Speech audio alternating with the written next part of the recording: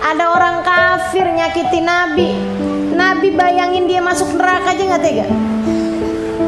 Kita disakitin orang lain dikit aja udah ngebayangin nih, kayaknya diapain nih anaknya nih ya. Ya Allah, luar biasa kan. Teman-teman sekalian, Nabi Muhammad jatuhnya azab kepada orang kafir, Nabi Muhammad nggak mau. Nggak mau. Waktu perang Uhud kan gitu. Sampai sujajabinu, patah, pecah. Dahinya Nabi Muhammad pecah, teman-teman sekalian, pecah. Bukan cuman ada kegores gitu, bukan pecah tempurungnya, sampai darahnya itu mengucur. Itu ditadah sama Nabi Muhammad darah. Kenapa kau tadah Rasulullah? Saya takut kalau netes ke bumi Allah murka, Allah turunkan adab kepada orang kafir. Nabi nggak mau.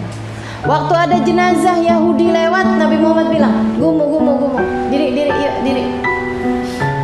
Idza marartum bi janazah fagumu. Kata Nabi Muhammad, kalau kalian dilewati sama jenazah, ada jenazah lewat depan kalian, berdirilah. Rasul, tapi ini Yahudi. Tapi kan ada bersama dengan malaikat-malaikatnya Allah. Kalau dia muslim, kita hormatin dia, kita hormatin malaikat pencabut nyawanya, kita hormatin malaikat rahmat yang bersamanya. Tapi kalaupun gak muslim, malaikatnya kan tetap muslim. Yang nyabut nyawanya, yang bawa ruhnya tetap malaikat-malaikatnya Allah. Jadi kalian berdiri untuk itu. Sahabat berdiri.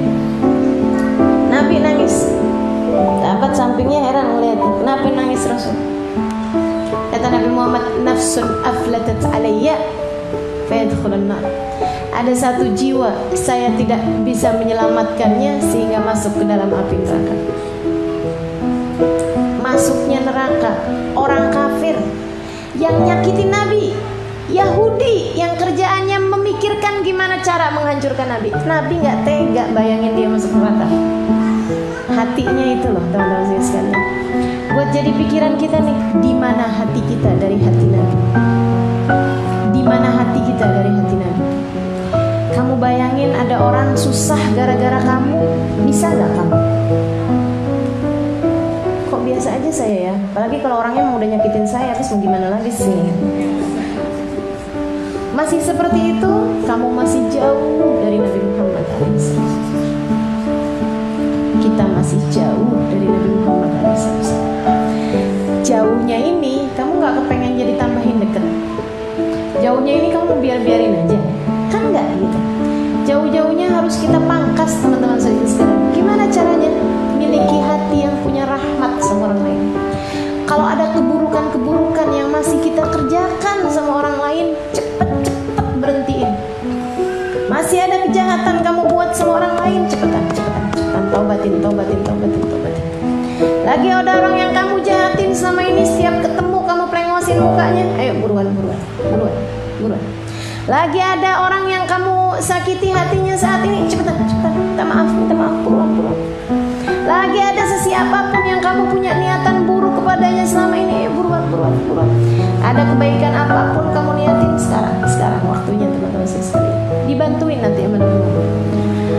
Nggak bisa bangun tahajud, nah mulai nih masih waktu tersisa nih. Bantuin nanti, tangan Nabi narik. Pengen bisa istiqomah, sholawatan, agak susah kemarin, coba usahain sekarang. Nanti itu cepet banget, tangan Nabi narik kita. Apa aja, pengen jadi istri yang solehah nih, biasanya suka berat, ada aja nih mulut susah bener, ngomel mulu sama suami bulan ini. Nanti tangan Nabi narik. Kalau Allah lihat kesungguh-sungguhan dalam hati kamu untuk memperbaiki diri, memperbaiki keadaan, untuk muhawilal ahwal, Allah Subhanahu wa taala yang pembolak-balik keadaan. Allah tuh kalau melihat Nabi Muhammad, nabinya udah enggak tega sama kita, Allahnya juga bakal enggak tega. Ayo deh teman-teman sekalian, periksa rasa, periksa hati. Jangan tega sama orang lain. Jangan tega sama orang lain. Jadi sekalian, Nabi Muhammad azizun alaihi ma anittum. Berat baginya musibah yang menimpa kalian. Musibah menimpa kita, Nabi Muhammad berat. Padahal Nabi Muhammad gak ikut-ikut jadi penyebabnya. Masa kamu malah mengusahakan musibah terjadi sama orang lain? Gara-gara kamu, jauh bener perasaannya.